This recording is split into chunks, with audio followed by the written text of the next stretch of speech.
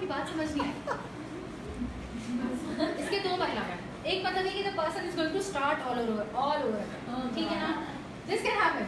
The second is that they will ask you कि क्या समझना है, now it's your time to tell them कि what exactly do you think and you know whatever you want to ask them. So again not कोई full proof plan नहीं है इसका, just telling you veg कि जिस तरह से हम इसको डे टू डे अपने मैनेज करें। गुड रूल ऑफ थंब ये है कि आप इंटरप्ट नहीं करें एंड दूसरी बात ये कि आप उसी वक्त सोल्यूशन देना ना शुरू करें, ठीक है ना। एक बड़ी इंटरेस्टिंग बात हम अपने काम में देखते हैं, लोग आते हैं वो कहते हैं यार वेबसाइट बनानी कितने की बनेगी, वेबसाइट बनानी कितने की बनेगी।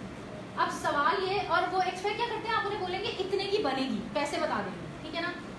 तो अगेन ये जो बहुत सारे लोग ऐसे करते हैं, आप उनसे ये सवाल करेंगे वो आपको नंबर बताएंगे, वो आपको बोलेंगे 10,000, 10 lakh, 10 crore, whatever, they will give you a number, ठीक है ना।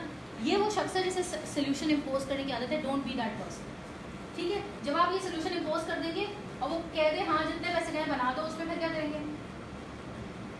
वो आपसे कह रहा है कि आपने एक पेज की कोड गर्ल्स की वेबसाइट बनानी है, या आपने जो है वो daraz.pk बनानी है, या Amazon बनानी है, यू डोंट नो, सही है।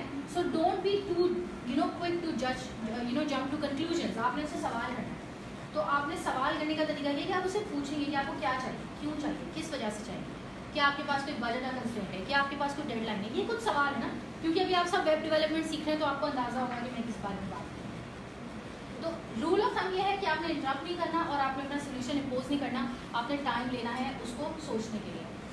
आगे देखते हैं step number 6, wait for the speaker to pause to ask clarifying questions. अगर स्पीकर पॉज कर रहा है तो ये बहुत अच्छा टाइम है कि आप हाथ उठाकर उससे सवाल करें, हाथ नहीं उठाएं, आप वैसे ही कहें कि आपका एक मुझे सवाल करना है। अच्छा, अब जब हम सवाल करते हैं ना, सवाल अब ये हम बहुत देखते हैं पैनल डिस्कशंस में भी, उसमें कोई सवाल करता है और बड़ा स्पेसिफिक सवाल करता है, ठीक है ना। मैं आपको बता रही हूँ बात करने के, आप में से कोई खड़ा हो जाए और बोले वो जो मेरी एक पड़ोसन है ना वो ये करती हैं, and you tell me the whole story of the पड़ोसन, ठीक है ना। All the other people will feel left out कि क्या बात करेंगे, और मुझे भी नहीं, ना मैं आपकी पड़ोसन को जानती हूँ, ना मैं आपको पर्सनली जानती हूँ, मुझे नहीं पता मैं क्या एडवाइस दूँ। ये ऐसे सवाल नहीं करने लोगों से, ठीक है ना।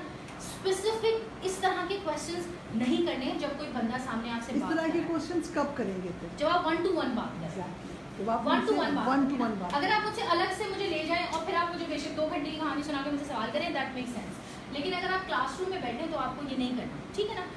इसी तरह आपने कोई इतना जनरल सवाल नहीं करना किसी से कि वो मतलब वो आप उससे बेसिकली उसकी पूरी बात दोबारा पूछ रहे हैं, ठीक है ना, ये भी नहीं करना। तो सवाल जब आप करते हैं तो सवाल पूछने के भी आदाब है ना, तो वो आदाब ये है कि आपने बिल्कुल ऐसे सवाल करना है जो उस बात से रिलेटेड हो जो बात कर रहा है। आपने बिल्कुल कोई पर्सनलाइज होकर सवाल नहीं करना और आपने कोई बहुत जनरल होकर सवाल नहीं करना।